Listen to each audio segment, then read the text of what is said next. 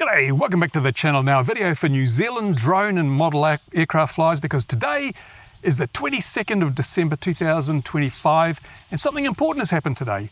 Changes have been made to the structure of the regulations that control the hobby we enjoy so much.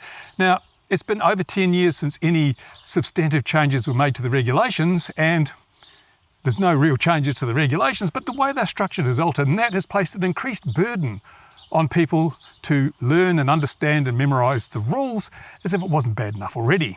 Now, let me tell you, previously we had an Act of Parliament up here, the Civil Aviation Act, and that empowered government departments to make rules. The rules for us were Part 101 of the CAA regulations. CAR 101 it's called, and we had to, it's about 5 pages of rules and regulations. We had to memorise those rules, made sure we followed them, and then apparently everything is safe, right?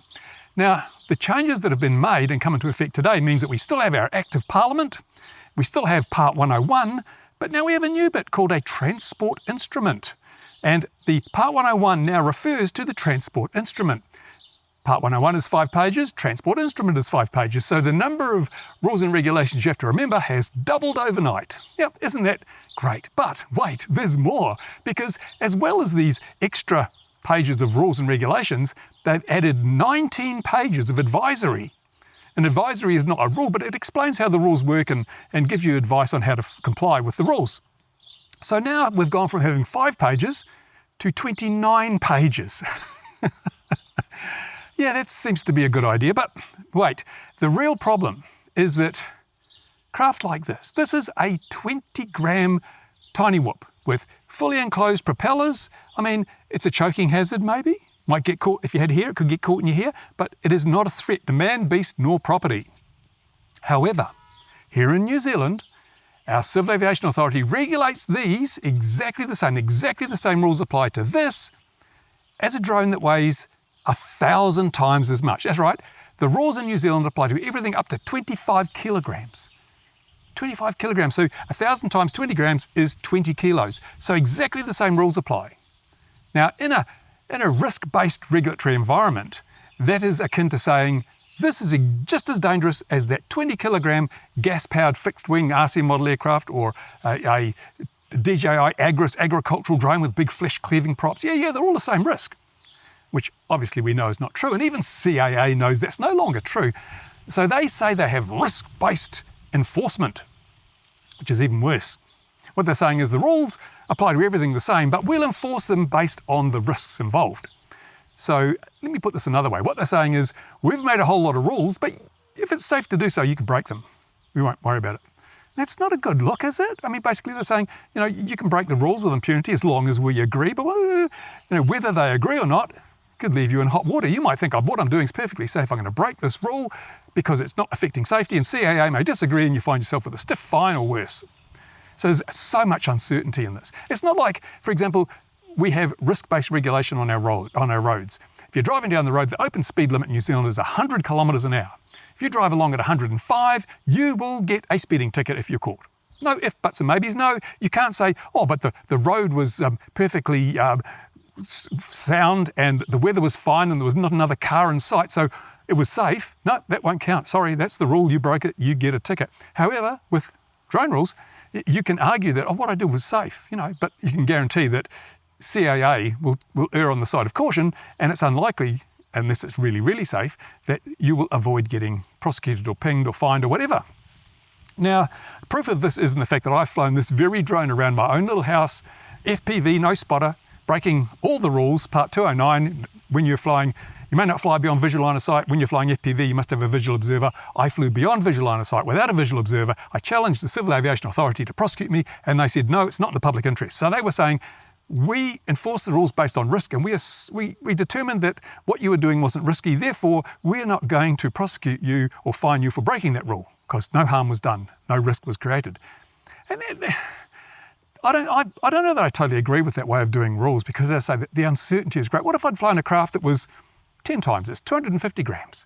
Would that have still qualified? What if I'd flown an Agris, 25 kilograms? Would that have qualified? Where do you draw the line? Where do you draw the line? And if you're going to say to the person, well, you can make your own determination, then why not get rid of all this prescriptive rule stuff and just say, here are the rules, don't endanger people, don't endanger property, And how you do it's up to you. Here are some guidelines, advisories. Because you're saying people have got enough smart sense to determine when it's safe and when it's not safe to break the rules, because you're using risk-based enforcement. It doesn't gel. It's kind of, yeah, I don't get it. Anyway, but I've decided that I've waited 10 years for the rules to be updated. Now, other countries have a sub 250 gram class. They're not stupid enough to say this is exactly as dangerous as a 20 kilogram octocopter. No, they say this is pretty safe. In fact, over many years, data has been collected and it's been proven beyond any shadow of doubt that craft that weigh less than 250 grams have a very, very low risk profile, far lower than craft that weigh 25 kilograms. So in countries like the USA, the UK, Canada, they have created a category of sub 250 grams, which gives people who fly them more privilege, more rights. You can fly them in places you couldn't fly a bigger, more dangerous craft. You can fly them in ways that you couldn't fly, a more risky craft. In New Zealand, we don't have that. We just do not have that assurance. For example, let's look at Canada. Canada has a class called the micro drone. Sub 250 grams is called a micro drone.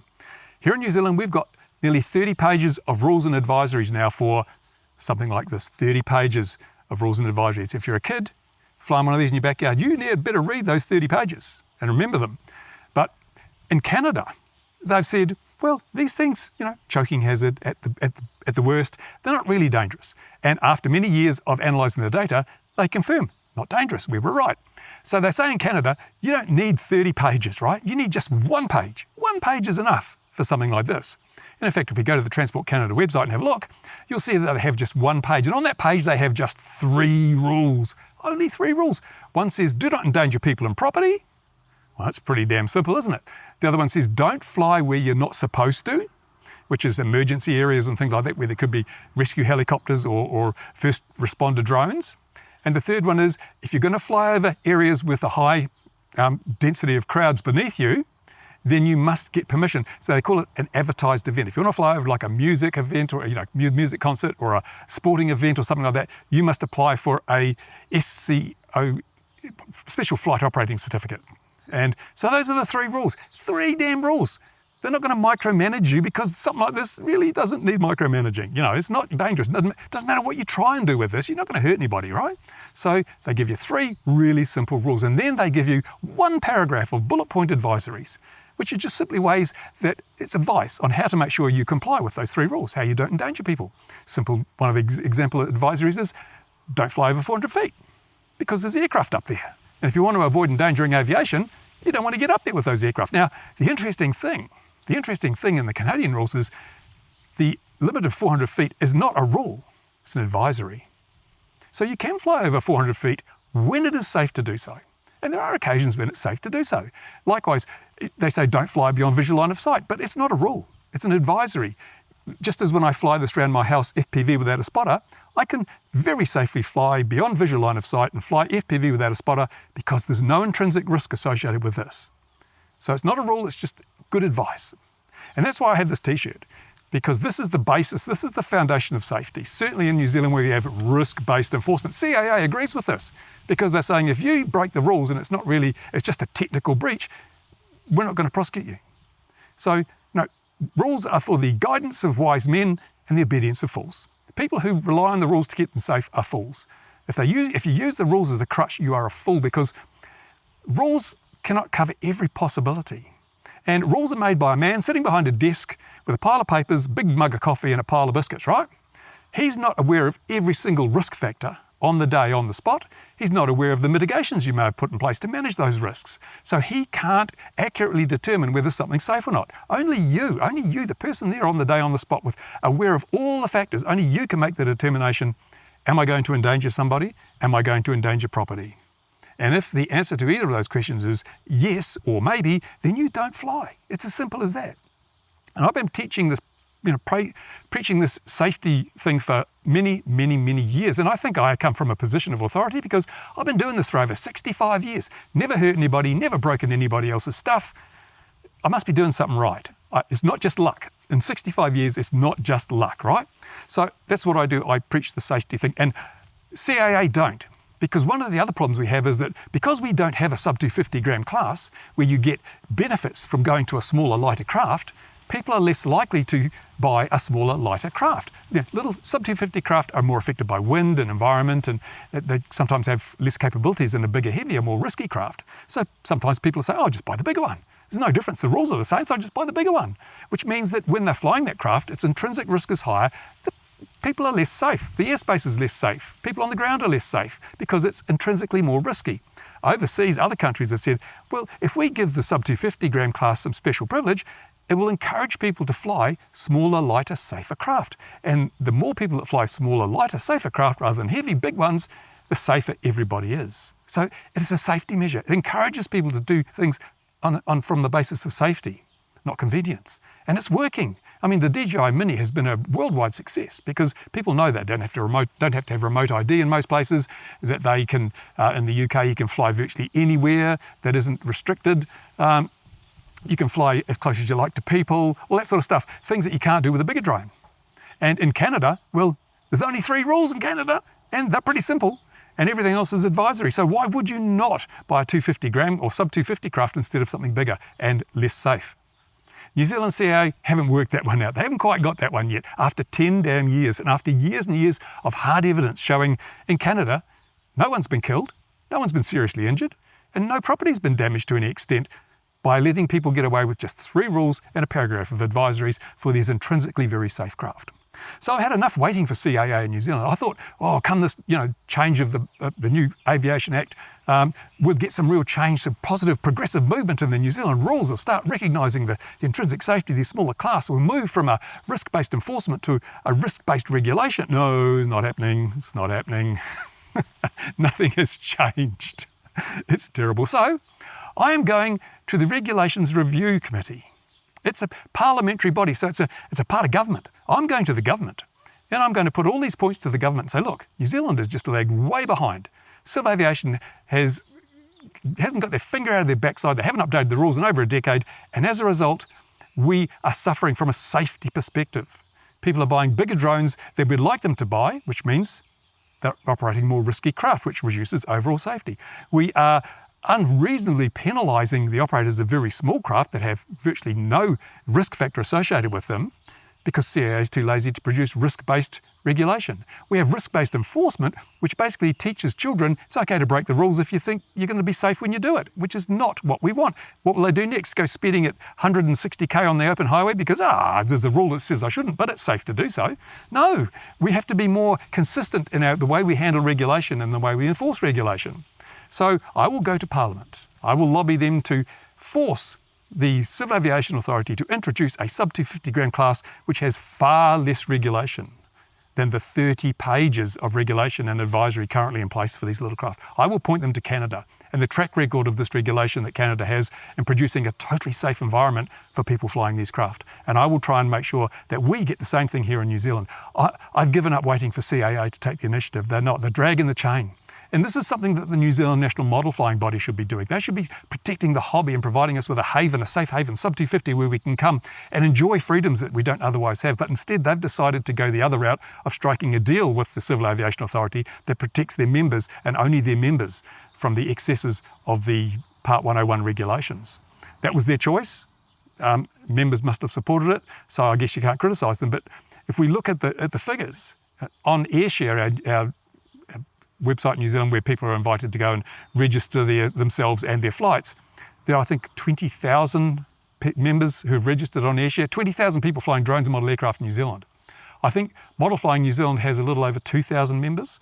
So 90% of the people who fly drones and model aircraft in New Zealand are not represented by Model Flying New Zealand. Model Flying New Zealand protects its members' rights, but to hell with the 90% of the other people who fly.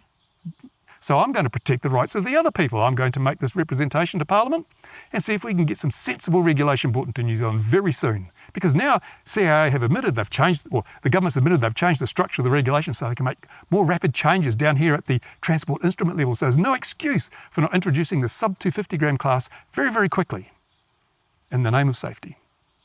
Thank me later. Anyway, that's the message to New Zealand drone and model aircraft flyers. But if you're a member of Model Flying New Zealand, you should look carefully at what the implications of this change, the small changes in the legislation and the regulations mean. Because as I read it, you fly under Part 102 as a Model Flying New Zealand member. And now, since the changes, you are not allowed to fly under Part 101. You must always fly under Part 102. And there have been a few little tweaks on the margins that actually give 101 operators some benefits that are not available under the Model Flying New Zealand 102 certification at the moment. Model Flying New Zealand will have to update its certification, which costs money, takes time. In the meantime, people like me can do things you can't because you're not allowed to fly under 101 because you're Part 102 certified. There you go. Anyway, that's it. That's me for today. Subscribe, like, super thanks, all that crap. And I've got some more videos to make. It's the end of the year's coming up. It's going to be pretty ranty stuff, I'm afraid, but there will be some little gems as well. But I want to have a look at the year that was, the year that's coming, and as I say, the coming year, affirmative action. We don't just sit back and let the regulators and everyone else trample the hobby into obscurity, because if we do, we won't have a hobby. We've got to take the lead. We've got to start reporting these people to higher authorities and demanding that things are done properly, which at the moment I don't believe they are. Don't get me started on remote ID in America and what a complete dog's breakfast that has been, and how people have spent inordinately large amounts of money to no effect. Just another video maybe. Oh no, anyway, thanks guys. Enjoy Christmas. I'll be back before Christmas. And in the meantime, see you later in the next video.